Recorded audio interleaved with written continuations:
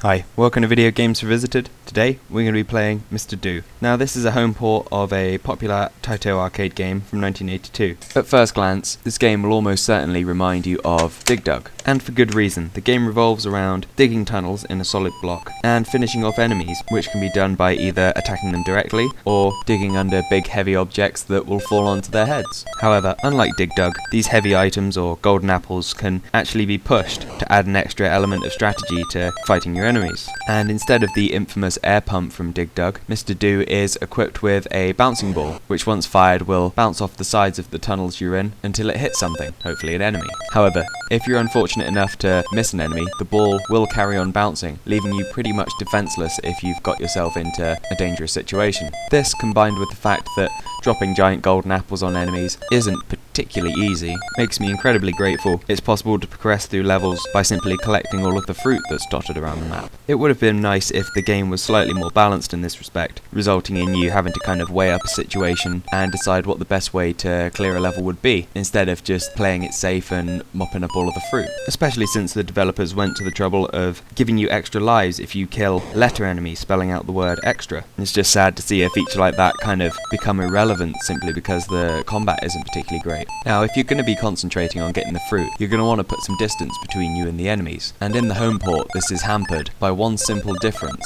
In the arcade version, you could create quite a complex series of tunnels, meaning the enemies would have to travel all the way down them to catch up with you, in a very similar way to how many people play Dig Dug. However, in the 2600 version, the digging of tunnels is a lot blockier, which results in you being unable to leave these little slivers of earth to make your enemies really work to gain that ground on you. Now, this wouldn't be a big deal if you could simply just space your tunnels, leaving like quite a fat sliver of earth there. However, if you're picking up the fruit, it's all packed together quite tightly in big bunches, and once you've collected it all, you'll end up with a giant void cleared. And of course, once your enemies come across this, they'll just take a beeline straight across it and ruin poor old Mr. Do's day. So as you can see, whilst the collecting of fruit is a lot easier than the combat, it still has its problems, and as a result, both of the methods of passing levels can be quite frustrating to achieve. Whilst Mr. Do is nice and fast-paced and fun to play, these weaknesses do make it a harder port to recommend than some of the other games we've looked at, and I would personally recommend hunting down a more advanced or even a direct port of the arcade version on a later console.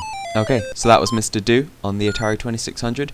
I hope you enjoyed my review, and I'll see you next time. Take care.